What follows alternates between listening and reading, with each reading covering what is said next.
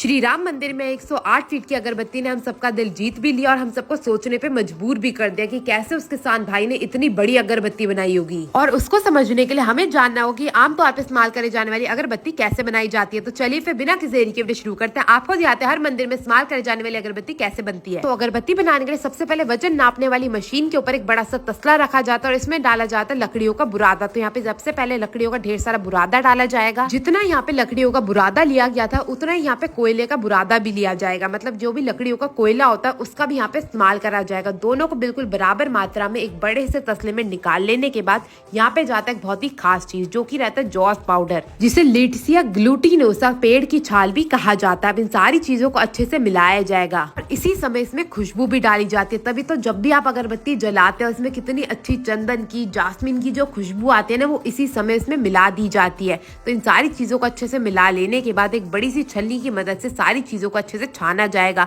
छानने से क्या होगा, जितनी भी मोटी गांठ होगी वो निकल के अलग हो जाएगी, क्योंकि हमें बिल्कुल पतला बुरादा चाहिए होता है अगरबत्ती बनाने के लिए। तो यहाँ पे जितनी भी मोटी गांठ होती है उसे अलग निकाल के रख लिया जाता है। अब इसमें डाला जाएगा ढेर सारा पानी। हर चीज को बिल्कुल नाप के डाला जाता है, तब ये मिश्रण बिल्कुल सेट होके तैयार होता है। अब पानी डालने के बाद हर एक चीज को अच्छे से मिलाया जाएगा और एक बिल्कुल गाढ़ा सा मिश्रण बना के तैयार कर लिया जाएगा। करीबन 5 मिनट तक इसे ऐसे ही मिलाया जाता है, तब जाके जो मिश्रण है वो बिल्कुल बेहतरीन तरीके से मिलके तैयार होता है। क्योंकि अगर मिश्रण अच्छे से नहीं बना तो हमारी अगरबत्ती अच्छे से बन ही नहीं सकती। और जैसे ही मिश्रण बन के तैयार हो जाएगा ये दीदी दे देंगी दूसरी दीदी को, जिनका काम होता है अगरबत्ती बनाने का। तो इस मिश्रण को डाला जाएगा सबसे पहले मशीन के अंदर और इसी मशीन से अगरबत्तियां मिनटों में लाखों की क्वांटिटी में बना के तैयार करी जाती है। एक और से ऊपर से मिश्रण डाला जाता है और नीचे की ओर से हमारी अगरबत्ती निकलती रहती है और साइड में इसमें डाली जाती है बम्बू स्टिक्स, जिसे हम सब बांस की सीखे भी कहते हैं। तो यहाँ पे ढेर सारी बांस की सीखों को लिया जाता है। एक ओर से बांस की सीखें लगाई जाती है और दूसरी ओर से जो है हमारी अगरबत्ती बन के बाहर आती रहती है। अब जितनी भी ये जो वेस्ट निकल रहा है ना, उसको दोबारा से इसी मशीन में डाल दिया जाता है। कुछ जो होती है बांस की सीखें उस पर तो बिल्कुल बराबर से अगरबत्ती निकल के बाहर आती है और जो बचा कुचा माल होता है उसको दोबारा से इस मशीन के अंदर डाल दिया जाता है। तो आप यहाँ देख सकते हैं ढेर सारे माल को ले लिया गया और जो हमारा मिश्रण था उसी में मिला के दोबारा से इसे मशीन के अंदर डाल दिया जाएगा। इस मशीन का काम होता है सारे के सारे मिश्रण से अगरबत्ती बनाने का और इस मशीन के द्वारा मिनटों में लाखों अगरबत्तियां बना के तैयार कर ली जाती है।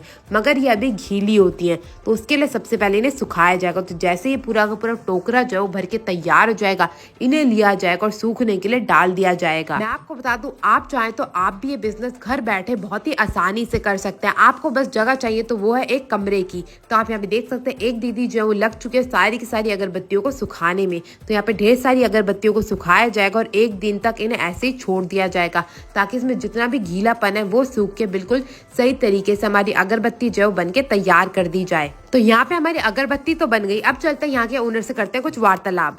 नमस्कार सर, हमने आपके प्रोडक्ट दिखाया कि अगरबत्ती यहाँ पे बनाई कैसे जाती है, तो इसके बारे में हमें आप कुछ बता पाएंगे? बिल्कुल।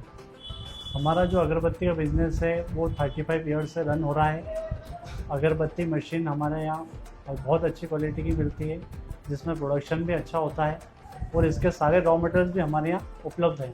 वो रॉ मटेरियल भी हम खुद मैन्युफैक्चरिंग करते हैं। आपने जैसे बताया कि यहाँ पे रॉ मटेरियल से लेके मशीनरी भी मिल जाती है, तो अगर किसी को बिजनेस शुरू करना हो तो मिनिमम इन्वेस्टमेंट कितनी चाहिए होती है? मिनिमम इन्वेस्टमेंट अप्रॉक्स 1 लाख में हो जाएगा अप्रॉक्सीमेट। अच्छा। इसमें क्या मशीन भी आ जाएगी एंड रॉ मटेरियल्स भी आ जाएंगे इसके। तो मतलब बस मात्र 1 लाख में बंदा अपना खुद का एक अच्छा खासा बिजनेस शुरू कर सकता है। बिल्कुल। आप भी इनसे बात करके अपना बिजनेस शुरू कर सकते हैं। और वीडियो पसंद आई तो अपने दोस्तों का शेयर करना मत भूलिएगा। मैं आपसे मिलूंगी अगली वीडियो में, तब तक के लिए जय श्री राम।